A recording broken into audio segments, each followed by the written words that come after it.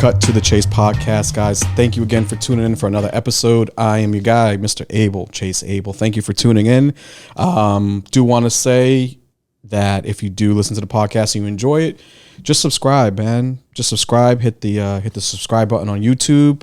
Go on Apple Podcasts. We're on Apple Podcasts. We're on Spotify. Just hit the subscribe, like, and share. Get into it. Just hit subscribe, God, for the love of God. Just for the love of God, just hit the subscribe, because I'm just at the tail end. Like, just please, I'm begging you. No. Do it if you want. This is a free podcast. There's no pressure, but it does help a little bit. And we are here back at Beacon Street Studios. I'm very happy to be back here. It's been a couple weeks. I've been traveling, as you guys probably know if you guys follow me on Instagram.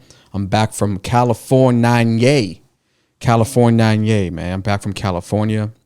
I'm gonna talk a little bit about my trip from in California. I'm gonna talk about what I was doing there, and just all the stuff that was happening over there. This is the last tail end of the Black History Month. So, yes. Now, I'm not going to get into the whole thing about, it was a short month, as you guys know. Like, we have a short month for Black History. There's a lot of things we can add to that. I think when I first came into the studio today, Nicky Neighborhoods, I went to give him a dap, like a little dap. He gave me a little under dap. He gave me a little under dap hook. It was more of like, I went for this. He kind of just was like, so I figured we'd start off by just making sure we know how to dap correctly, especially in the month of our Lord. In the month of a Black History Month, we don't want to stir things up. So, guys, when you go in for a dap, right, especially with another melanin person, is that correct? Can I say that now? Because I can't say, not with a fellow N-word. I don't want to do that. Yeah, we gotta put sand in the beginning, right? So anytime that you go for a dap with a fellow melanin person, what you want to do is you want to go, first of all, with confidence. That's number one. So you want to go just like this. You just want to go, hey, man, what up? You want to go, hey, what up? Now, you don't want to punch it. You don't want to punch. You don't want to act like you're overly trying to set your ground. This ain't no man toxic masculinity. Wow. See, this is why that word will never be in my vocabulary, because I don't even know how to say it. You know what I mean? Like, I don't even know how to say masculinity. So just going for a dap, man. If you're with another brother or whatever, or just people who just know the language, just a nice little dap. Firm, just bap. Don't go underhook. That he gave me one on like a little dome, and he kind of curved it. So I don't know what he was trying to do, but when you go for a dap again, guys, just go boom, just a little dap, just a little, and always give the right hand. Always do the right hand. Don't do a left hand dap. It's kind of like when you men, if you wear an earring, wear it on the left side. It's like the old school thing, That's another thing that was interesting back in the days. If you guys didn't know, there was a kind of the saying where if you wore earrings as a man, you want to wear it on the left side of your ear versus the right side, because if you wore it on the right side, people thought you were gay.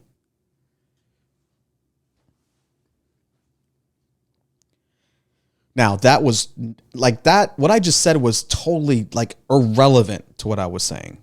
Totally irrelevant. But sometimes you throw things against the wall and hopefully it sticks. That didn't stick. So nonetheless, I am back. Happy Black History Month to all the people that listen to this podcast. Black History Month to everyone that's out there. 28 days is not enough, but Nicky Neighborhoods said something interesting to me when I first came into the studio. He thinks that we should switch the month. To like a, I think what did you say, Nicky? What was your? You guys you deserve a warmer month. Wow. You do. You deserve a better month than February. Yeah, for sure. I think we do. I think we need a longer month. A couple more extra days would help. This is the thing about Black History Month that at my job, they sent out a email of saying celebrating Black History Month, right? But I haven't seen anything like physically or anything to celebrate the Black History Month. So what I was gonna do, Nicky, and you are the voice of reason on this podcast sometimes, because you know me, I just like to just go straight in and just be like, hey, this is what's supposed to be, son. And then they're like, we don't know what a sun is. They're like the planet or the kid. Right. They're like, I don't think that was part of the whatever. But this was my suggestion to my human resource department, which is not called human resources, by the way, Nicky. You know what they're called now? No. People and culture. Oh. I bet they're full of culture. Well, I wanted to test that theory. So I was going to go to my people and culture and say to them, by the way, I read all the emails of you saying that, we are celebrating Black History Month, but I haven't seen anything. What would you think if we suggested to the chef to have a cultural food week, like one day of the week, like every other week or whatever, some shit like that. Have a little soul food in there. Cook up a little soul food. Some collard greens. Have some other cultural food in there. Some Indian food in there. Have some other some other cultural shit in there. And it's tough. Someone suggested, before I probed that question to my people and culture, quote unquote human resources, they were like, well, the chef there was, they asked him that before, and it was said that, well, he said no because if he didn't make the food, he didn't want to like make people feel, weird if it didn't come out the right way. Yeah. See, you were saying something to someone who I would imagine was not black. Are they black, the person that you said that to? No. So, yeah. No. They weren't. You can't ask someone. I mean. Well, I have no choice. Not that many. You can't ask a black person to make black food correctly, can you? It's a pretty big leap of faith. Well, I just didn't understand it because I'm like, you could always cater. Yeah, but then you got to go. See, you need everybody's sign off because I think they just don't want to offend anyone. They don't. Where they're like, it's Black History Month. Okay, so now they got barbecue here. Like, okay, is this the sum total of black culture? We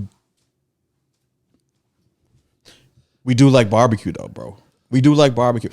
See, I agree, though. I'm not getting into the whole. I'm not one of these people like to get into the semantics of like what type of food you should be giving. Fair enough. I'm into the idea of it, right? Yeah. And then if you feel like people are gonna be feeling like insensitive to that, then have a little bit of everything. Sure. Okay, barbecue. All right, we don't have barbecue. We have fried chicken over here. Or if it's not fried chicken, have collard greens over here. You have yams over here. And that's again, it doesn't have to be fucking.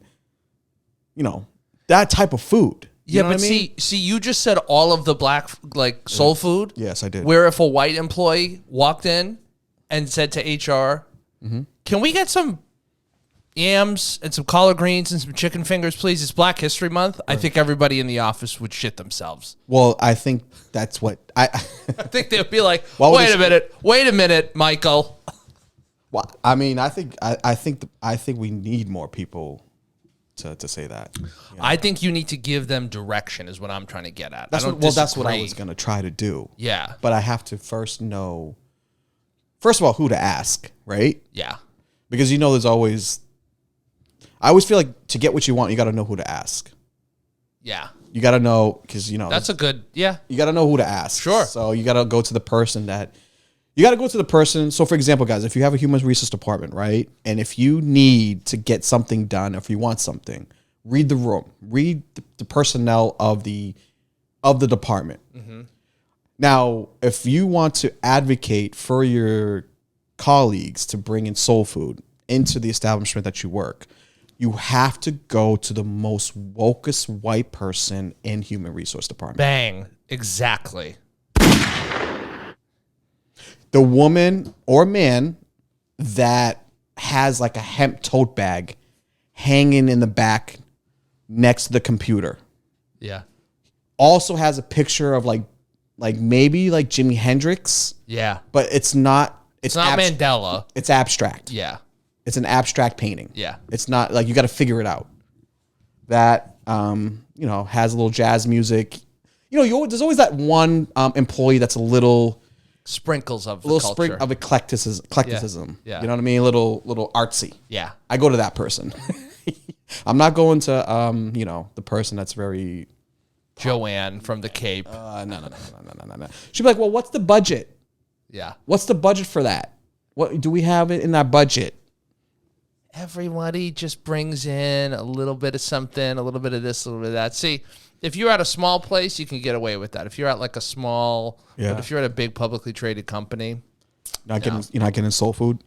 I was at a company once where they did that.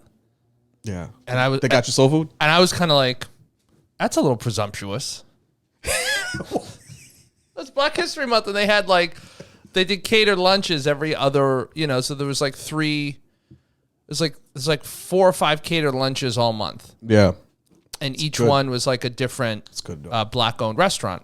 Yeah. Which I was like, great. This is fantastic. I would love to be the broker for black culture. Just black culture for my job. That's a great idea for a job. A broker? A black broker? Well, so right now they're called diversity and inclusion experts. So you're a DEI expert.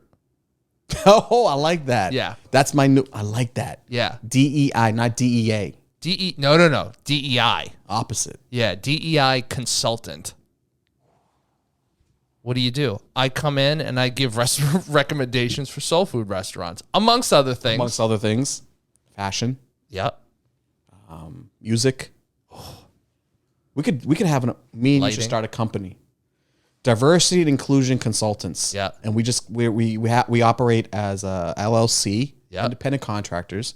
We come in and we give companies a little, in fairness, a little flavor. Yeah. Is that fair? I think so, yeah. We already talked about this on a podcast. Like I think you'd be that's a great position for you. We already talked about that. You're like kind of like already, I think I said this before in a previous episode. You are, if I needed to reach out to like Revolt TV. So what you're saying is I should speak on behalf of clients who are people of color.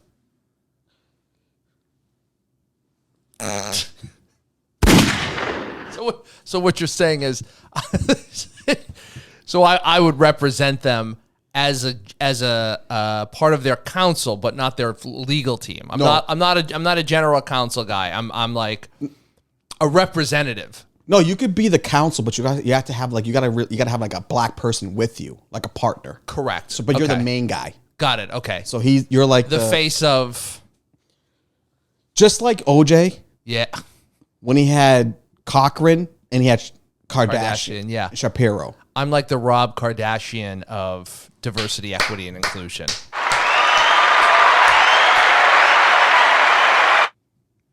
It's not bad. Ladies and gentlemen, we making strides on this podcast, all right? No, I think they should do that, man. It's like, and at the same time, I'm just like, come on, we need have a little fun, man. Bring in some food, share the experience, whatever. But yeah, if you guys are out there, do some black shit. It's the last week of the month. Go out, go to a show with black people. Go listen to like jazz music. Go to a hip hop concert. Go just do some black stuff. And when I mean black stuff, you guys know exactly what I mean. This podcast is not for the meek, guys. Okay? This is not an insensitive. This is not a sensitive podcast. We talk about these things because it's out there. Okay. As I mentioned, I was in California. I just got back. A few days ago. It was great. I needed a break. It was mild. It was good. It wasn't like too hot, but it wasn't too cold. It was perfect, right where it needed to be. I landed in San Diego, California. I spent a couple days there first, which was great. Shout out to all the people in San Diego that I met. When I first got there, I got picked up by my cousin, Medhane. Shout out to Medhane. Medhane, my cousin from Dago, the OG Dago dude. And the one I'd say he's an original or like San Diego dude.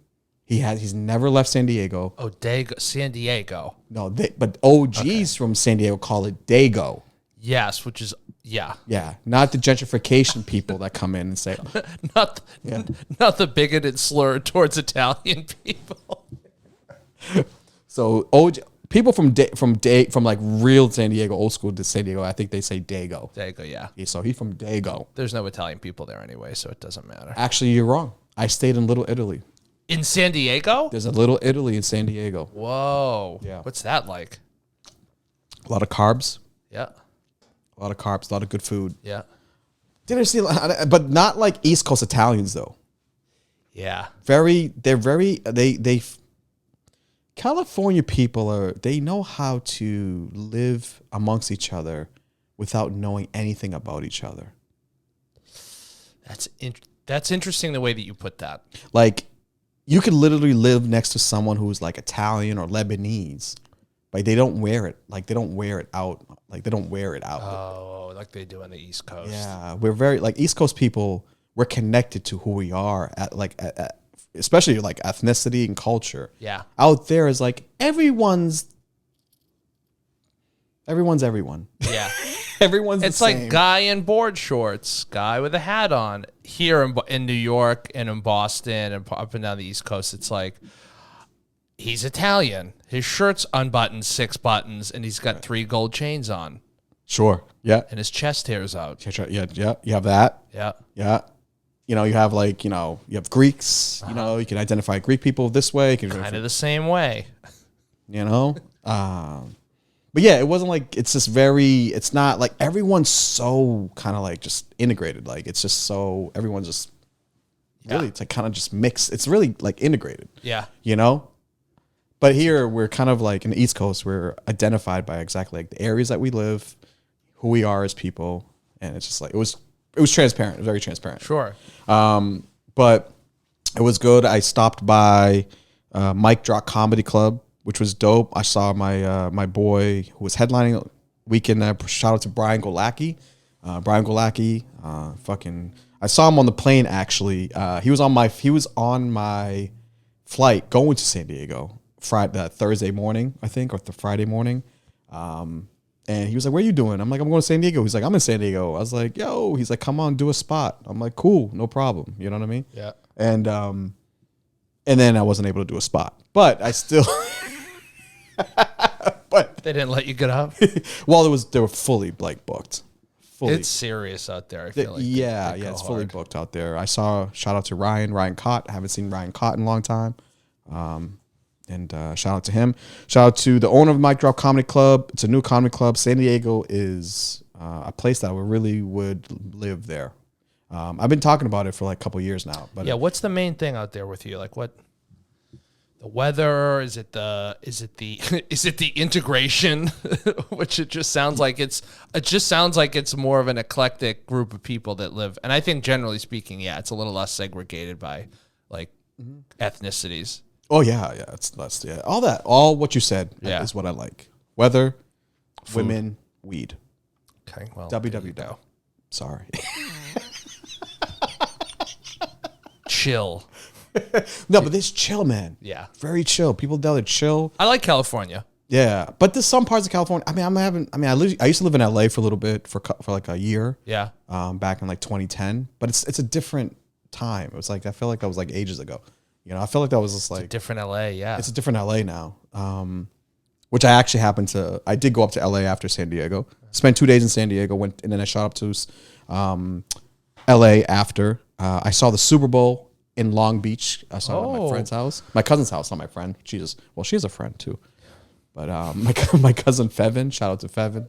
Nice spread. She lives in a nice area in Long Beach. I got connected with some family in SoCal. Oh, I have family in SoCal, which was cool.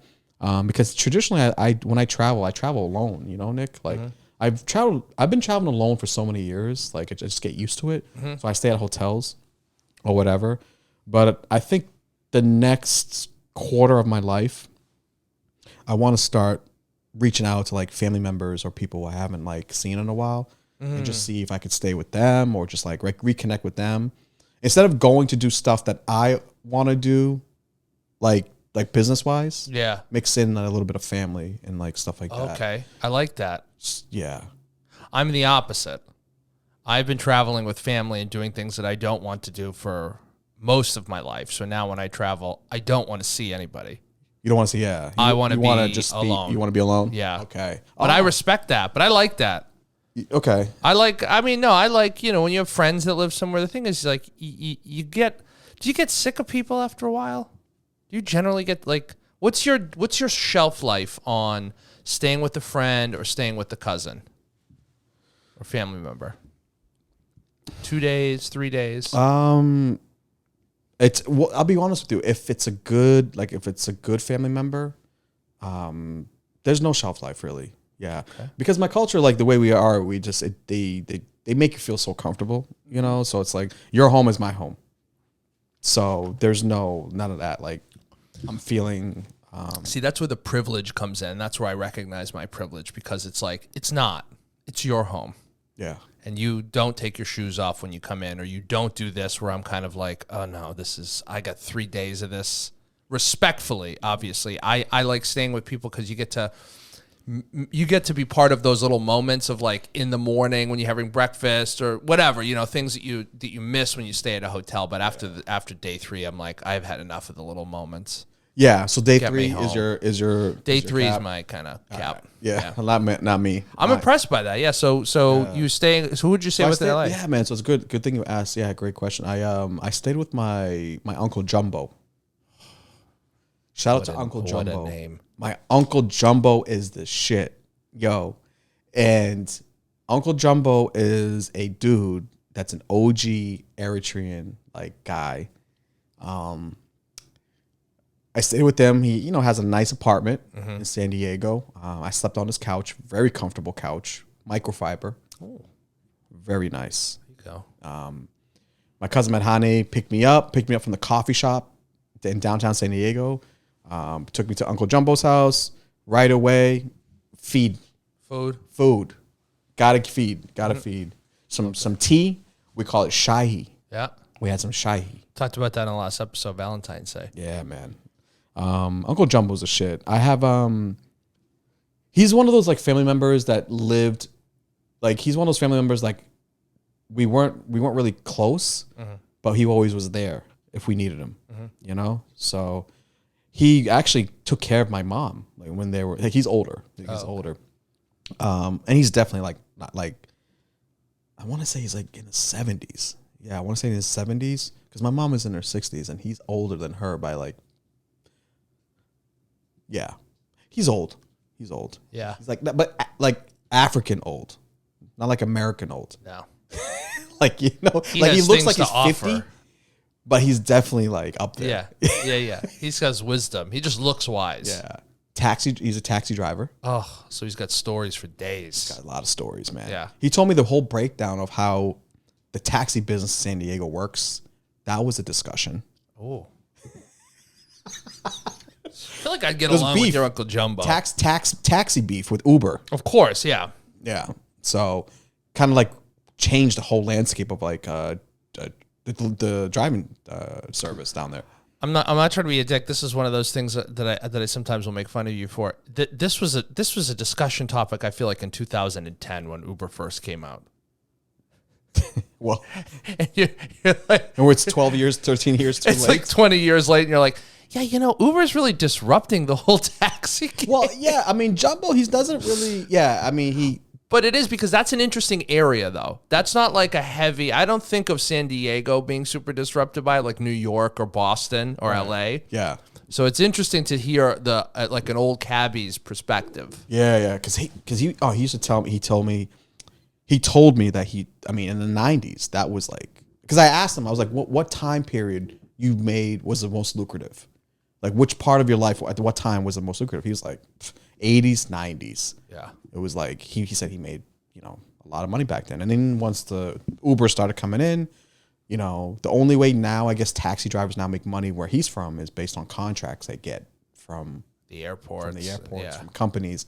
And then now there's only like one dispatcher, I guess, that like, based depending on like how the dispatching, like you got to know the dispatcher company to like if you're a taxi driver, now they have to pay like $200 a week to that dispatching company. This is why this is the whole thing. This is what Uber, like, this is why they're so successful. Yes. Because your uncle, like, you have to pay to have the car, the medallion, if you don't own it. Yeah. You have to pay the dispatcher. It's like, pay?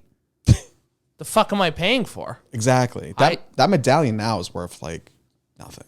Like, no, it used to be like hundreds of thousands of dollars. Hundreds of thousands of dollars. Yeah. I think in Boston, I think it was like at one point almost $500,000. Yeah. Yeah, Like, I don't know what the number was, but yes, it was in the hundreds of thousands. Maybe that's the liquor license. Liquor license for sure. No, liquor license. That's what it was. Yeah. That taxi thing is like 125 grand at the peak. I feel like for that medallion, and then you just pay it off over. Right. It's like a mortgage. I think me and you would be great at owning the only successful taxi service company in the country. Because it's so niche. It's so niche. We'd have to make it niche. We would turn it into something. Yeah, we would. It wouldn't just be regular taxi cabs. I feel like it would be. No. You know what it'd be. Yeah. You know what it would be. Don't fuck. Like, come on. You know exactly the. We would exploit both ethnicities, and we only hire Middle Eastern and African taxi drivers. Only. And you have to have a big personality. The interview would start this way. Tell us your best story. I came from Africa. And right off the bat, you don't have an accent. Unfortunately, this is not going to work out. There's a standard that we have here that we have to uphold. So I will ask you again, sir. Yep. What is your best story? Izya Makhtari. You've got the job. Hired. God did taxis. God did taxi LLC coming at you. It would have to be yellow cabs, though. Now, because, like, so... What kind of cab? Is he a yellow cab or is it like a... I think... What do they do out there? I think they do a combination of both. Yeah. My cousin Madhane, I think he's like a manager that does like the dispatching. So, it's a good business, I mean, my cousin Madhane said to me in the car, which is interesting. He's like, listen, I was like, you ever had like any aspirations to like leave, like San Diego? He's like, no. He goes, I was like, oh, okay. I was like, that's cool. He's like, why would you leave this place? He's like, the weather's fantastic. Mm-hmm. It's chill. I don't like to cause myself stress. Like, this is like a place you can actually enjoy, have a job. Yeah, you may not make hundreds and hundreds of thousands of dollars, but the quality of life is like great. He's like, and I do good and I'm fine. Yeah, that's like, great. Man, that's awesome. You know what I'm saying? You don't always need a ton of this like Instagram fulfillment. Oh my God. That's what makes everyone so stressed out all the fucking time. Dude, I woke up this morning, right, at like 10 a.m. And the first thing I did, which I shouldn't do, was go to Instagram. The first 4 or 5 reels are reels about toxic masculinity. The first 2 reels were toxic masculinity, and the other 3 reels was about Wu-Tang. So you just canceled things out for 10 minutes. I just, it's so much, man. Like Instagram, I'm getting sick of like this. Like I'm sick of it. I'm purposely like actually not trying to be on my phone as much anymore. You should. I'm not. Like I'm only trying to use my phone only now if it's gonna help business. Or if it's going to like get me to a place where I need to be or just communicate effectively. Mm-hmm. Anything else that like it steers away from those kind of main things, I'm starting to get slowly removed from doing that. That's great. And I already see a difference.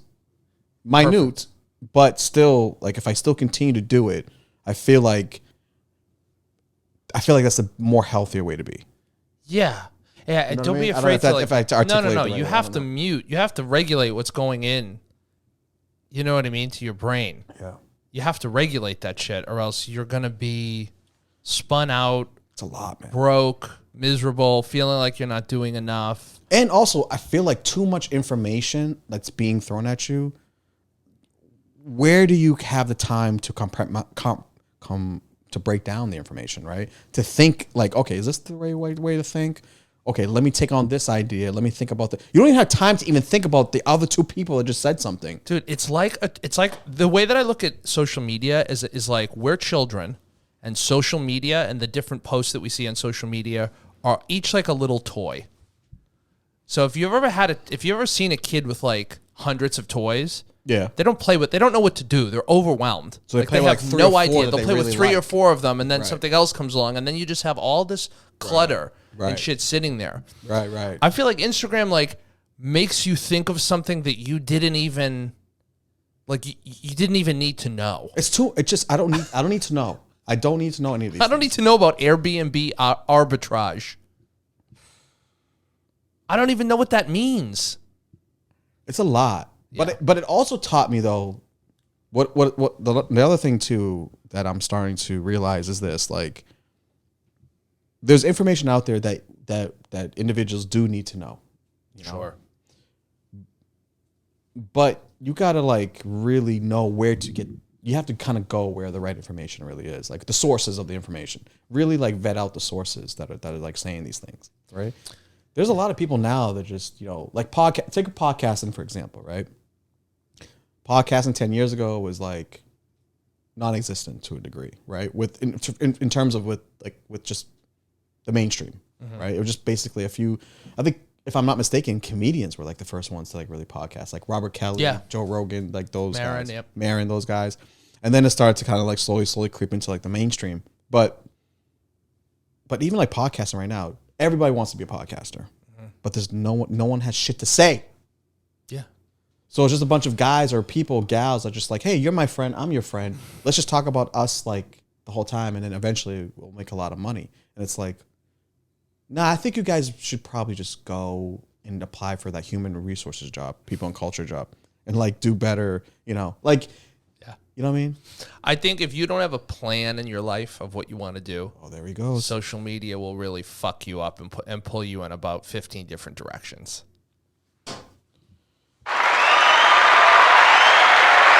So like you should only be using social media to get people to your shows and to get people to listen to your podcast and like to try out material or whatever. What do you think about Instagram in terms of using it for social situations? Dating, meeting people. It's dangerous because you don't know who's who and what's what out there. There's a lot of people who know how to. This might blow your mind what I'm about to say.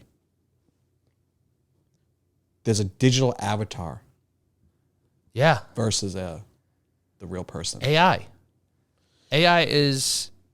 Don't even, I'm not. We're not gonna. No. I can't go on. I can't take you off of this the track you're on right now. But I could go for hours about how fucked up AI is. But you're right. See, that's why I would say like the smart people that are doing really well use it as a business tool, and the people that want to look like they're doing well are on it 24/7 using it for everything else. And then I'm starting to also notice that people are really kind of like really like they're like whoever's saying whatever it is on social media, like that's verbatim to them.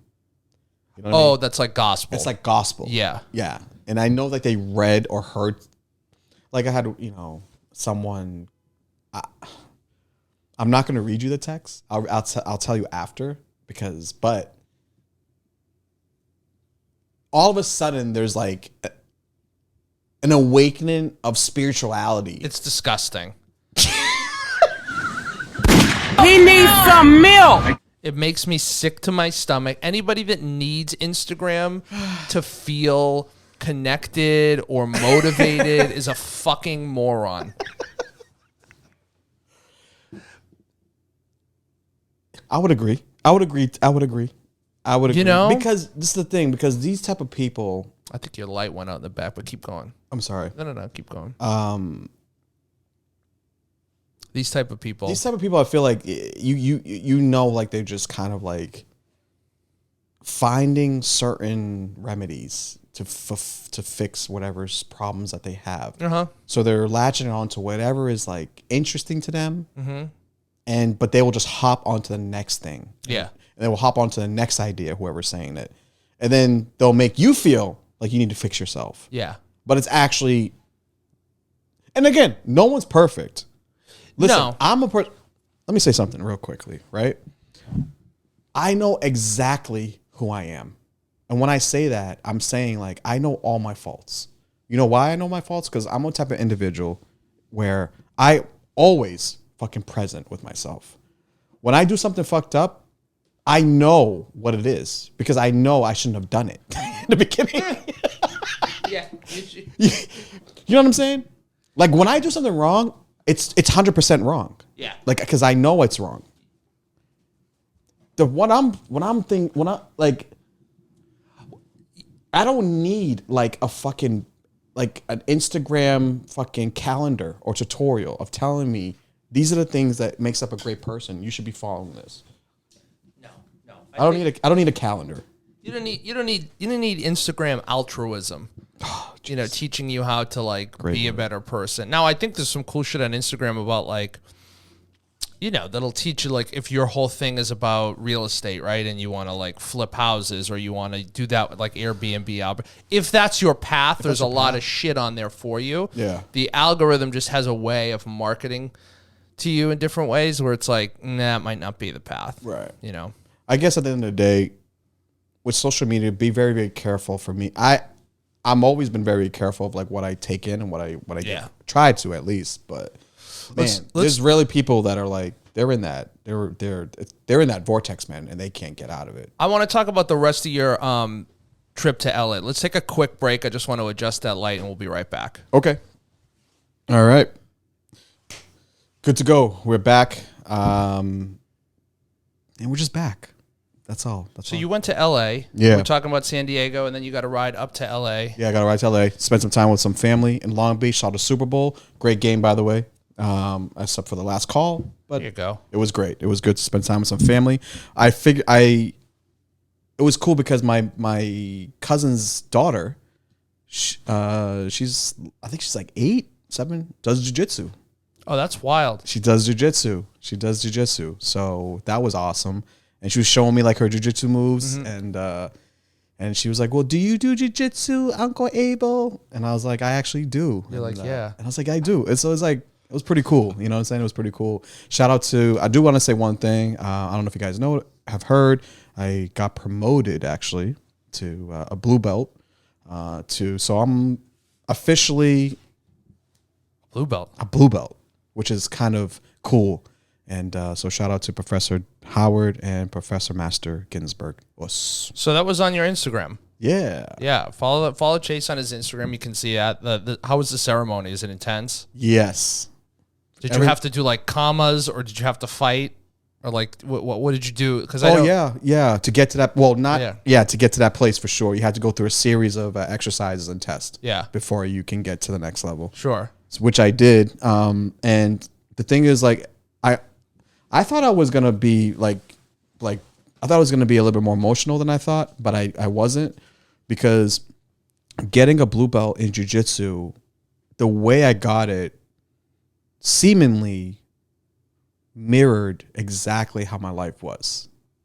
It's just always like a grind, you know? It's a grind, man. And it's like I've always, and it made me realize for some reason, a big part of my life where I am today is based on how I've chosen the hardest routes and obstacles and not the easy way. Sure. So Doing it the right way. I hope so.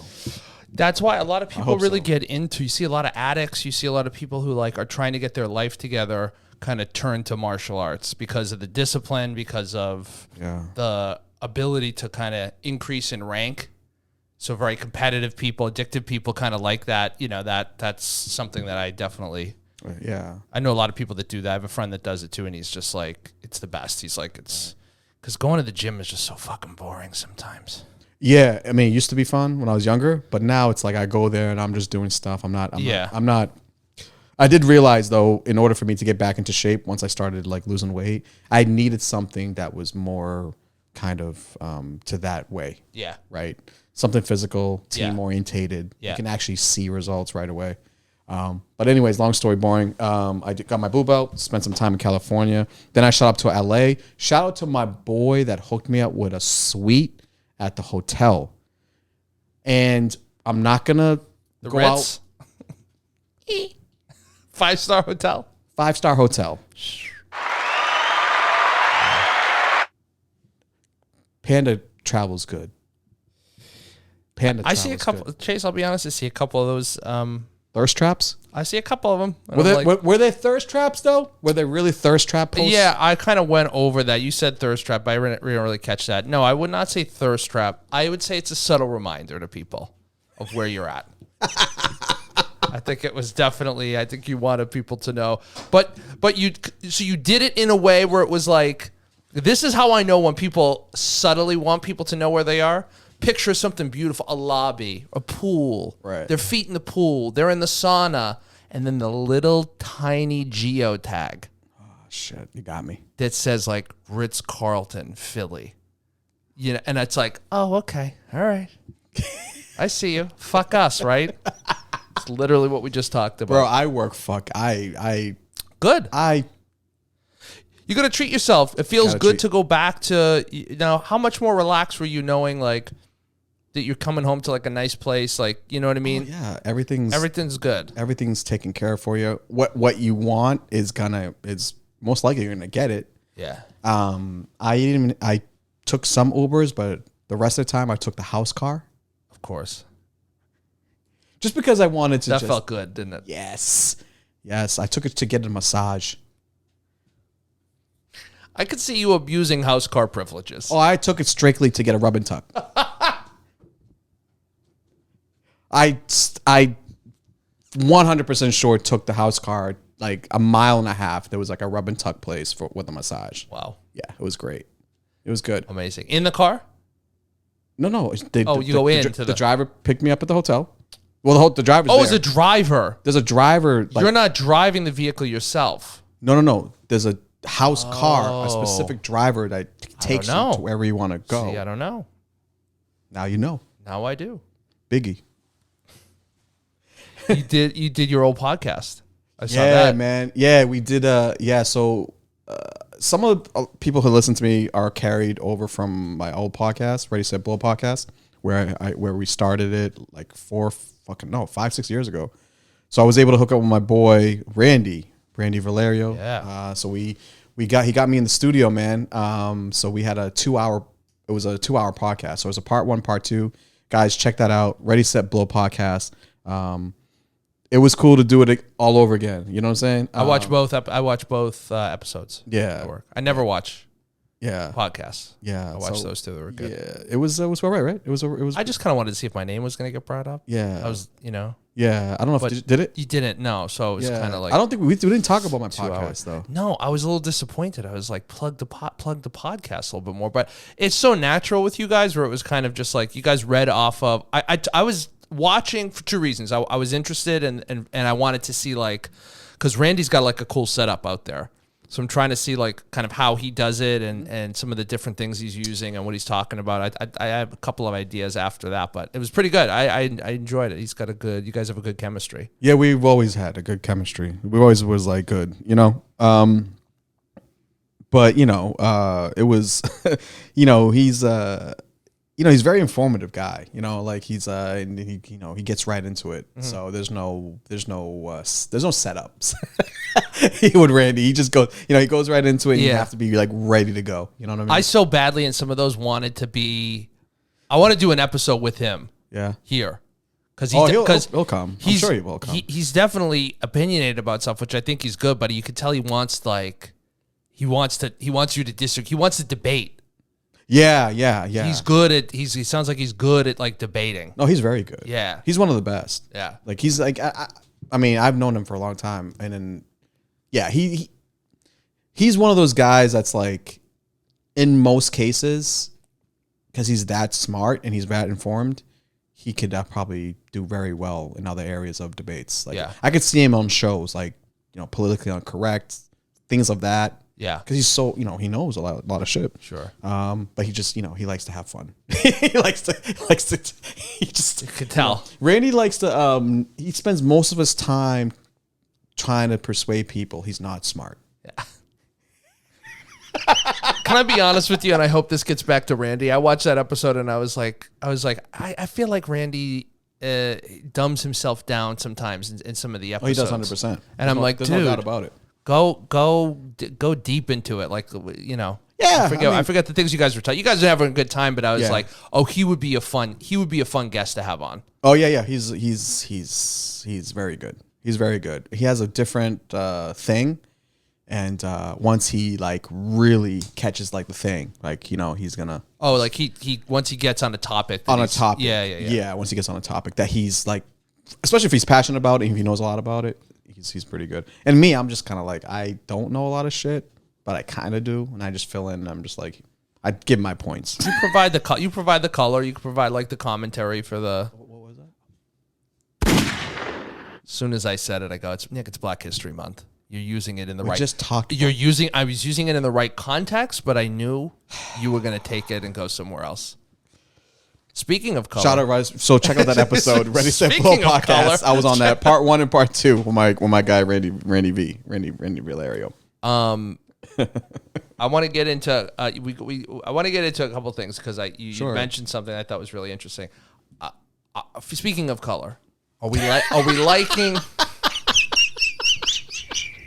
I love it. Let's go.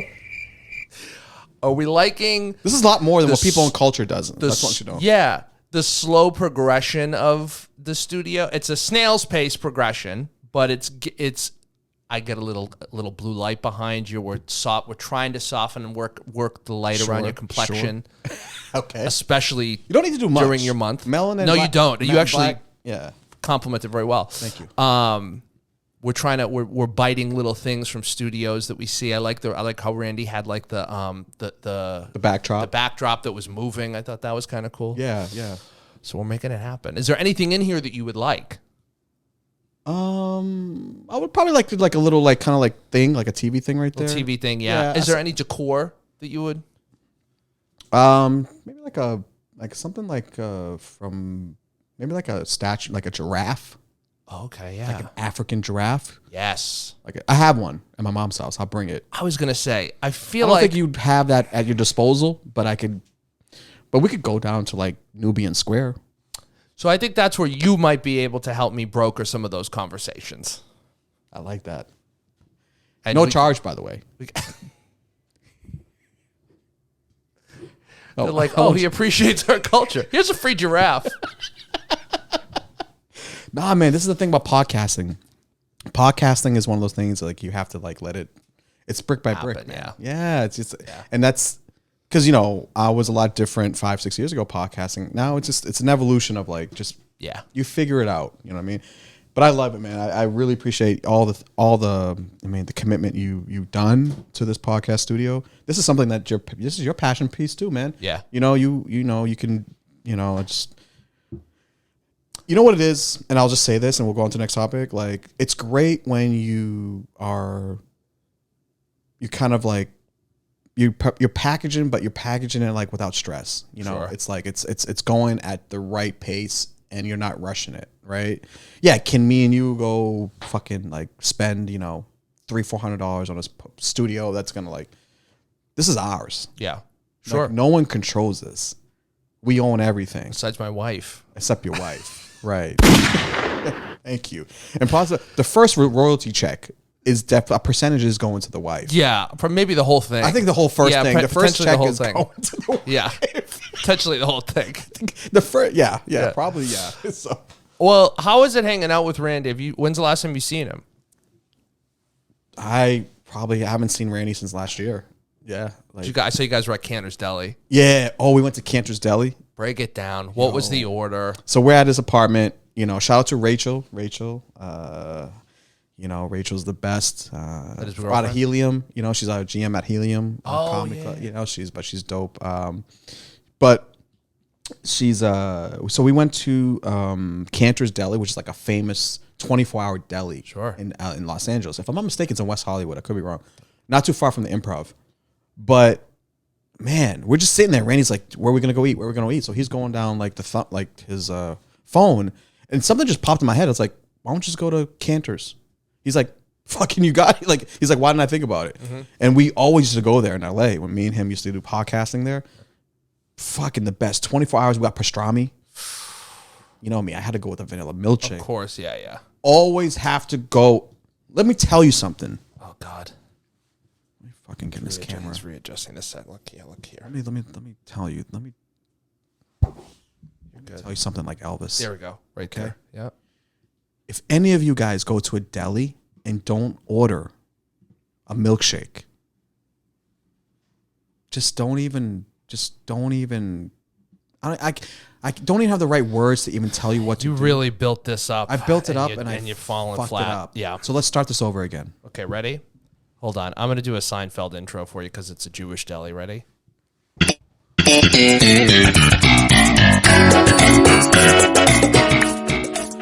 If you ever go to a deli, make sure you get a vanilla milkshake or any milkshake. Don't ever go to a deli and not order a milkshake, because if you do, I will find you.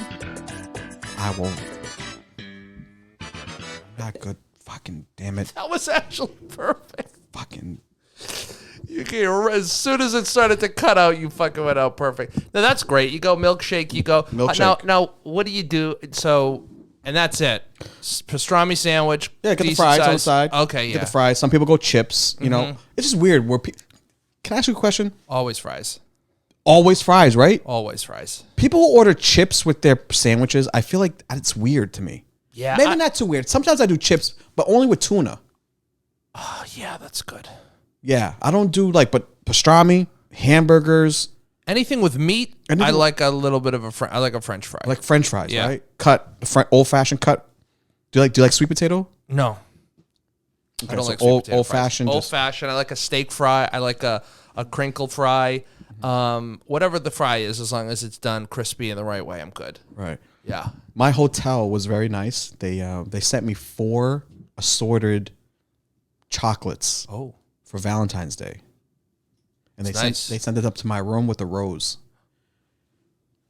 It was nice. That is nice. Nice touch. I spent Valentine's Day by myself. It was good. It was good. You said that with a little twinge in your eyes. Little twinge? Yeah. Like a disappointment twinge? Like you didn't you tried to make us feel bad, but you ended up having a good time anyways. Can I share this? Can I share something Sure. with you? Okay. Someone text me this, and I want you to break it down to me what you think about it. Okay? And this is in regards to me. Okay.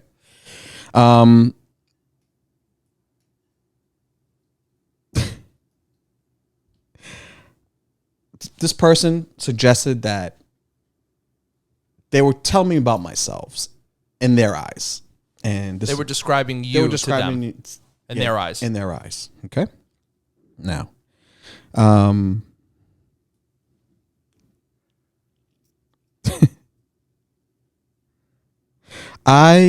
this is this person. I love you to the moon and back. Mm-hmm.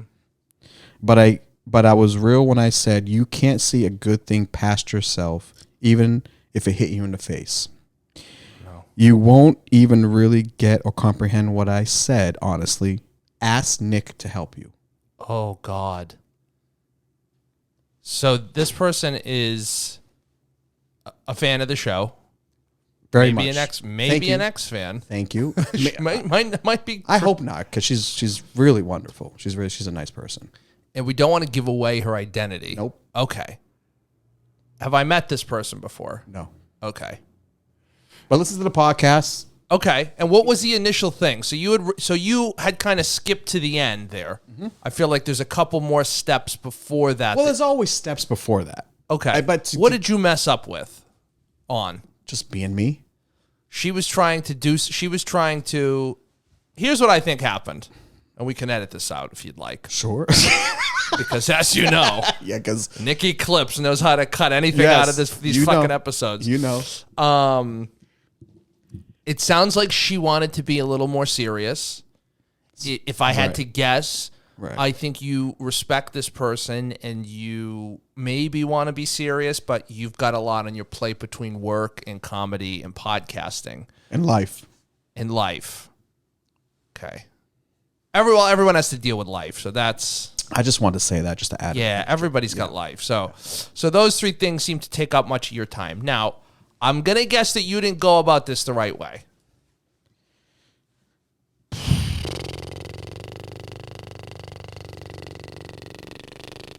We'll call this person Diane. Yeah. Okay. Yep. I could see maybe where Diane's coming from if you did not go about... How did you go about this? Did she give you the ultimatum? Like, what? Yeah.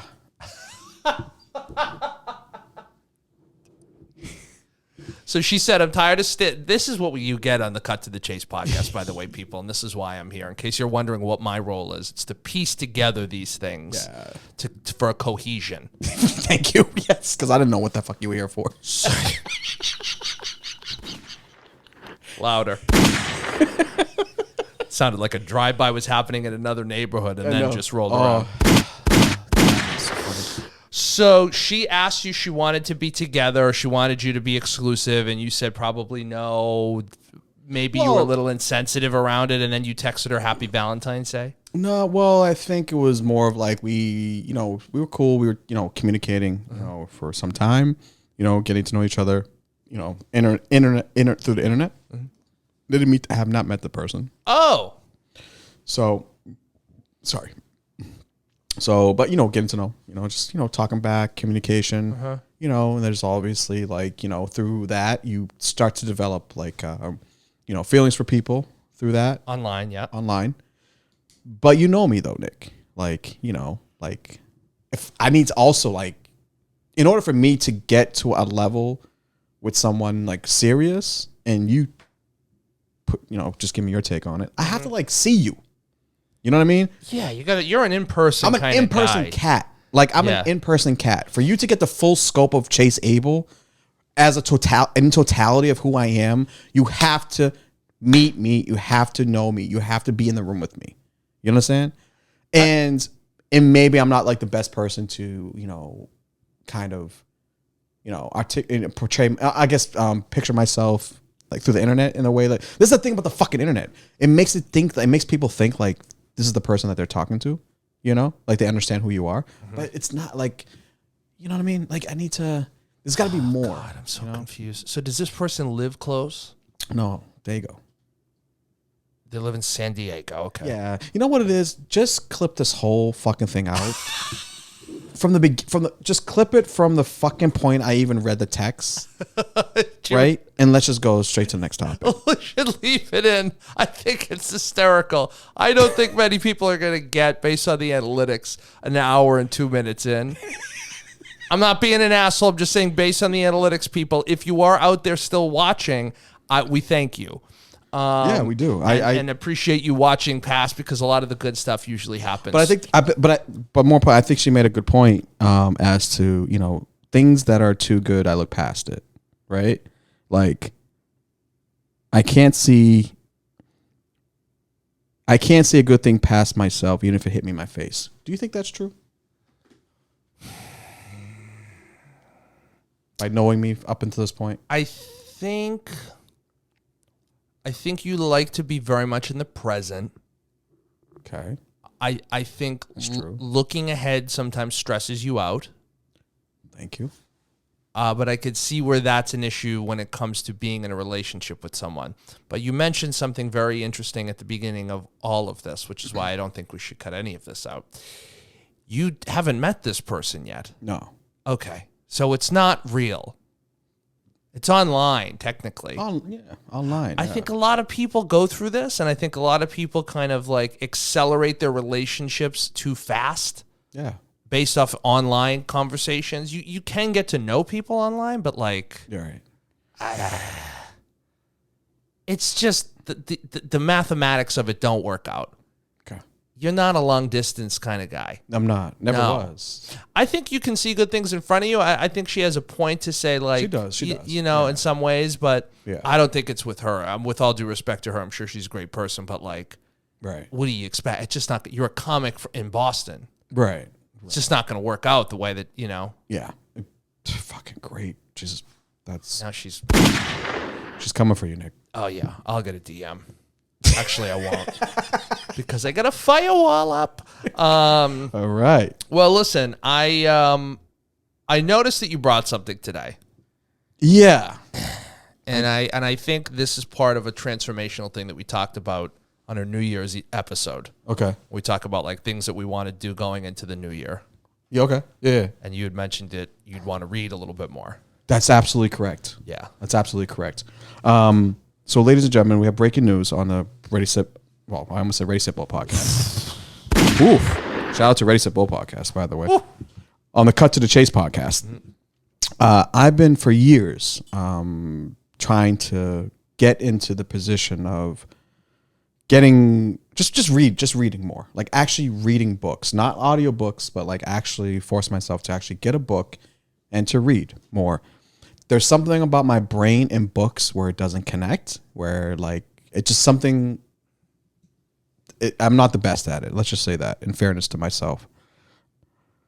I went ahead, guys, and got a book, and the first book that I'm reading is this. It's called What Got You Here Won't Get You There. This is the very first book that Chase Abel is going to read from front to back. Now, if some of you guys are asking yourself automatically, how is the book? I'm going to honestly tell you, I have no fucking clue because I haven't read one page yet. But I will, starting tonight. So you're going to read that book. Yes. By Michael Goldsmith. Oh. Yes. And based on the picture of Michael Goldsmith, I felt like this is a face that I could trust for the very first time to read a book. Oh, Michael has been through some things.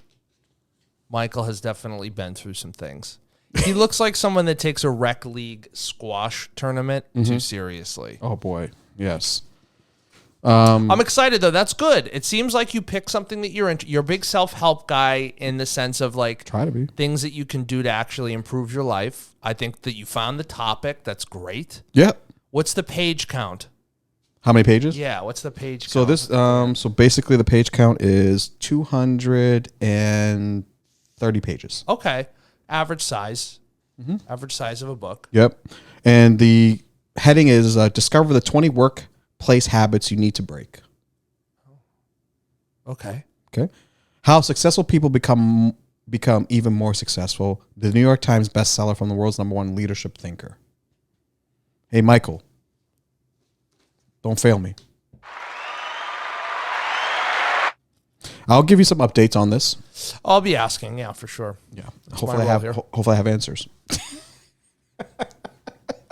I was on the plane. So my trip overall from California was fantastic. It was great. Ended up getting some food, ended up seeing some old friends, getting reintroduced to the comedy scene in Los Angeles, and being introduced to the comedy scene in San Diego.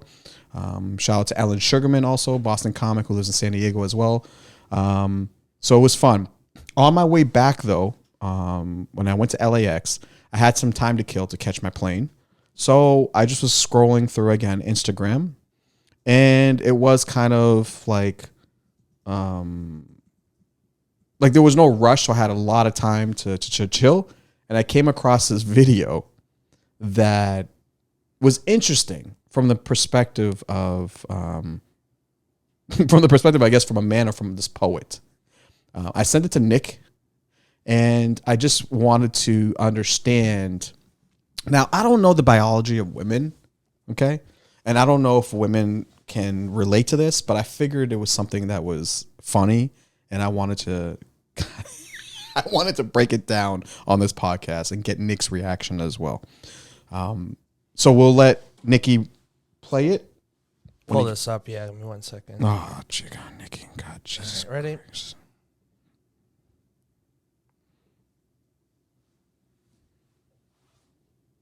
Of course. Of course. I had it queued up in the way that it wouldn't make sound if I accidentally hit it, and now I can't get it. Okay, everyone. Appreciate the patience. Here we go. And we are going. Come sit on my face.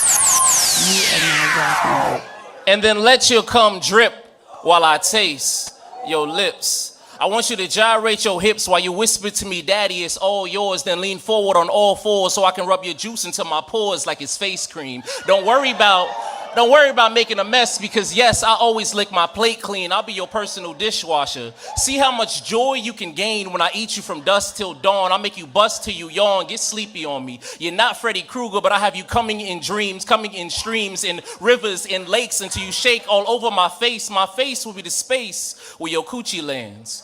I want you to sit on my... Good use of the word coochie there. Great. I wanted to just point that out. Sorry, I'll get back to it. Hold on one second. Yeah, where did you find this again? Well, I wanted to just play it the whole thing. Like I wanted to hear it. Oh, okay. Yeah. Thank you. Thank you for. We'll go back. Sorry. Yeah. Oh, don't come to me talking about taking no break. Break? Oh, you mean that thing that those weak you be fucking with have to take? Oh, see, they only come with half a steak, baby. I'm well done. You keep riding my face and you will come, I promise you. It's because that eat pussy don't actually like to eat pussy. I'm what they pretend to be. They eat pussy for you. I eat pussy for me. This is big lick energy. So yeah, I want you to come sit on my face. Matter of fact, go ahead and come sit on my face. Come sit. Let's unpack this. Okay. So, first of all, you can I already know the first thing you're going to say to me. Chase, you need other things to like pay attention to, for sure. There's other things at the airport you could be reading or listening to. But let's unpack this for a second. Now, I sent that to one of my friends and she didn't say anything. It was more of her tones to each time like he was saying those things that made me like she definitely liked it. Have you ever said anything like that, Nick? Said anything like that? Have you, like not in public, no. I appreciate his fervor and in his pageantry. Oh, I see. Oh, okay. I appreciate that. And it seemed like it was some sort of like a slam poetry kind of thing, or is it an open mic? It seemed like. Yeah. So, I don't know. I wouldn't know what to say if I was tasked with that, talking about that. I mean, good for him. He clearly likes oral sex. It seems like that. Yeah, like it's very clear to me that he A, likes it, and B, has gotten some pretty positive feedback on it. I would say so. Yeah. I would say so. He's guaranteeing women an orgasm if they sit on his face, which is that's you don't just throw that out. You don't throw that out unless you know what you're doing, or if you know that you have a high percentage in that area. Right? I guess my whole point is to why I brought that up is because I don't know if I could believe I don't know if I can be that like that upfront and aloof about a subject like that and saying it in public like that. Oh no, not in public. No. Right? Yeah, my whole sexuality and that stuff is a very private. When you're younger, it's a little bit more public. Yeah. But for me, it's like, especially when you're married. Right. I don't talk to my friends about that stuff anymore. Do you think women like that, respond to that? Like, do you think they respond to that? I think a certain kind of woman, yeah. Okay, elaborate. I think, I think women do you think is... no, you should have fun. I don't want to judge anyone. Like, you should have fun. But I'm not necessarily going to... I just don't know if the woman who enjoys listening to someone talk about eating pussy on stage is my cup of tea. Okay. If they're into it, great, fantastic. But I would be there and I would go, yeah, okay, well, that was something. I liked it. I liked listening to it. I liked how creative he was. And on the car ride home, I would have been like, you know what? I like the eating pussy guy. Well, there's a lot of the reason why I'm saying that is because it seems like there's been a shift of women being a little bit more softer and a little bit more, I don't want to say elegant because that's not the right word. I want to say a little bit more kind of, they're a little bit more reserved, Now it seems like the shift is like women are being a little bit more upfront as what they want. Mm-hmm. And the type of things that they like sexually, they're being more upfront about it and they're having a voice for it. Sure. So do you think that is not necessarily so much of a good thing or a bad thing, but more of like, well, you're a married guy, so it's a little different. Being a single guy, I'm out in the streets. I'm dating. I'm out in the single world, so I'm seeing all different types of women. Not like quantity wise, but more of like personality. I'm like dating different personality women. Like, do you think it's if you were a single man, did you prefer women that were more aloof and more blunt as to what they want in those areas, or did you like the more reserved, more like keeping behind private doors? Aloof and reserve, I would say, are the two. Aloof would be more of that, I think, but like blunt and upfront. No, I like being told what someone enjoys, and I think women, for the most part, I think that's a really great thing that has come out of the last 10 years. That women can say what they want and be vocal about what they want, and I think that's really important. Yeah, for sure. For our society and the way that like men and women interact, that's like very, very important that both sides feel heard. Now that being said, okay, right. If my wife was talking about that on stage, I would be like, oh no, I don't think this is not. Yeah, I'm not sure how I like this, but I respect where he's coming from. This guy has, I think, the right mindset of like, hey, women enjoy this shit, and I need to let them know. Right. So do I. It's not a matter of them enjoying it. I think it's a necessity. Oh, see, I think it's a necessity. Oh, I get where you're coming from. Yeah. If you don't know how to fulfill your partner sexually, sure, it will become an issue. Yeah. At some point. Yeah. It will. It will. I get where you're coming from. Yeah. But see, this guy's, so I just look at it as some guy just doing this on stage. Like I get what you're saying from like a relationship perspective. I'm going to bring it down a little bit and kind of make it more like. I appreciate, I get where you're coming from, but I think that was, if he was at an open mic, I would leave a tip. I would be like, you know what? I'm actually not going to go up tonight. This was probably one of the most entertaining things I have seen in a long time. You know what I think? I think he should be the head of my people and culture department.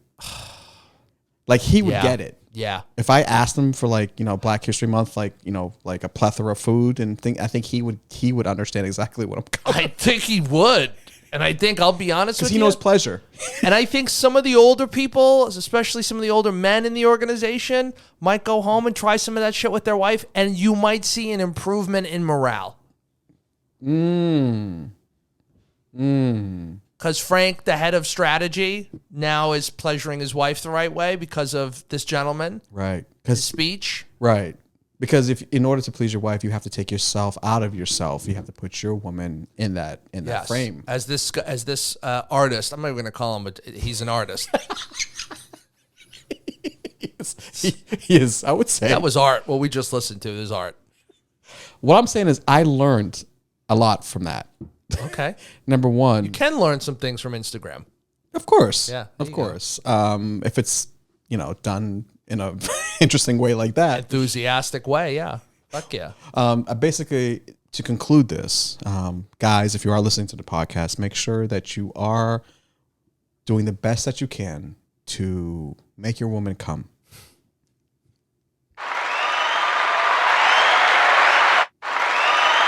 Because at the end of the day, it doesn't matter what you're going through. It doesn't matter who is giving you shit. Doesn't matter what type of job is giving you trouble. All that shit goes away if you know how to rub one out. Just come and you'll be fine. Okay? I have some shows coming up. If you guys want to like follow me, I have some shows coming up. I have a show in Drake, Massachusetts, March 11th. I'll be in Drake, Mass, doing a private gig show for the Drake Police Department. I'm going to be opening for my boy Corey Rodriguez. So if you guys in Massachusetts, if you want to come out to Low Key in Drake, Massachusetts, Low Key. It's in Drake, Mass. Sounds like an R&B band from the 90s. It's spelled Loki. Yeah.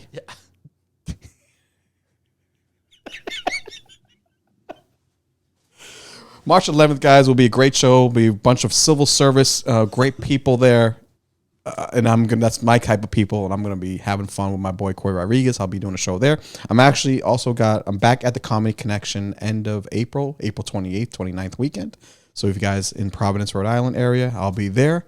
I have some shows in between that I'm working on as we speak, but always follow the podcast. Cut to the Chase, #2. Cut to the Chase, and subscribe. Nicky, what you got? Nothing. Follow the podcast. Watch on YouTube. That's it, man. That's all we need for you guys to do. Keep tuning in. Keep subscribing. Keep listening. Love you. Peace.